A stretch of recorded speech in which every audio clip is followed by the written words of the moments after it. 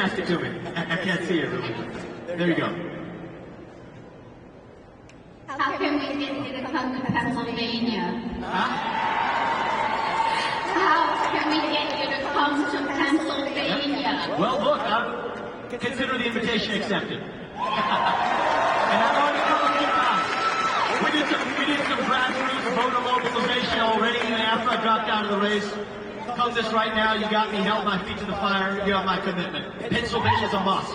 We got to do it. And this election's going to be won by razor-thin margins. We don't want to show up on November 6th, wake up that morning, and ask ourselves, what else could I have done today? Ask yourself that question now. And now is your time to answer it. Answer that not on November 6th, but answer it today. I'm going to do the same thing, and I'll see you in PA. Vivek, good to see you. I'm a pastor from Iowa. You ran a fabulous campaign in Iowa. God bless you. God bless your family. I'm also a missionary in Armenia. And I noticed that you have spoken about Armenia. I was a witness to the ethnic cleansing of Nagorno-Karabakh, Artsakh, and the desecration of the oldest Christian churches in the world. It's the oldest Christian nation. How are we as the United States going to get behind persecuted Christians in places like the South Caucasus and the Middle East? How can we do that? And how can we stand for freedom and liberty and justice for our country and allow these Christians to be persecuted the way they have been in places such as Armenia? Thank you, Pastor. Good to talk to you again. And I'm glad you're raising this, because I want to answer this in a way that really clarifies the answer here. Because you might hear about this. I was the only presidential candidate who spoke about this because it's important. There's 120,000 Armenian Christians who were displaced from their homeland in the Artsakh region. Does that mean that we should be going to war and fighting somebody else's war for their border? As I'm opposed it in Ukraine, we shouldn't be doing it in Armenia either. But actually, here's the dirty little secret. It is actually the U.S. taxpayer, all of us, who is funding Azerbaijan to actually do it. That's the ugly underbelly of the whole thing, is our own taxpayer dollars are paying for it. So the irony is everybody who's somehow in the Ukraine caucus, which is the most popular political party in the United States of America, apparently, doesn't have a peep to say about actually the real human rights travesty that we're responsible for funding. So here's my belief. It's controversial, but I'll say it anyway. The first and sole moral duty of U.S. elected leaders is actually to the citizens of the United States of America. And we stand with our allies by not funding the very people who are trampling over them. And you have 120,000 reasons for me to continue to talk about this issue, as I will, and I'm hoping to travel to Armenia later this year to actually make the point. So thank you, my friend. I'll invite you. Come with me. I appreciate it. Thank you. Thank you. Great to see you. What besides praying is the most important thing we young people can do for our country? I'll give it to you. How old are you? It says young people, huh? I'm 14. You're 14 years old. Give us one young round of applause. That's a great question. So I'll tell you, right now, I think we have a culture of fear in this country.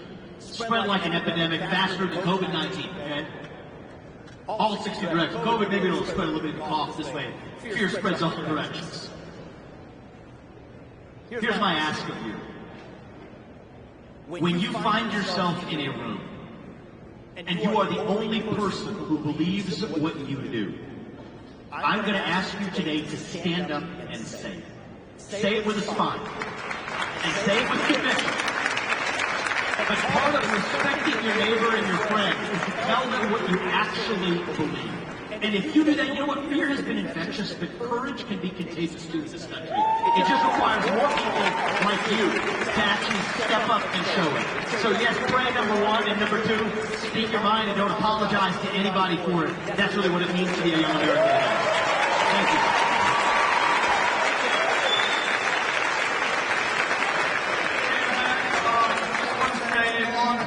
Long-time supporter.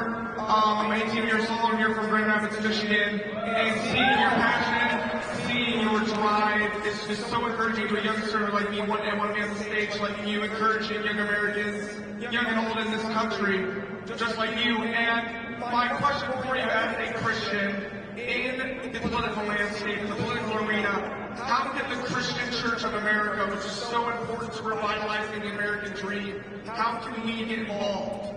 What are good ways? So look, I think this is such an important question. As I talked about individual, family, nation, and God. It's not a four-letter word. And part of what's happened is the same way we apologize for our own nation as the United States of America, I think a lot of Christians have been taught to apologize for who they are or what their faith actually is. That's part of the reason. The question about Armenia, the last guy who was standing where you are, the reason you don't hear about the Armenian human rights catastrophe is because the victims in that case are actually Christian. And the reality is, you need to stop apologizing for your beliefs. We all need to. I'm Hindu. You know this. I believe in one true God. I believe He puts us here for a purpose. But I will say it's a lot harder to be any other faith that's harder to be today in the United States. It is to actually be Christian. Because you're taught that you're supposed to apologize for your beliefs. And I reject that.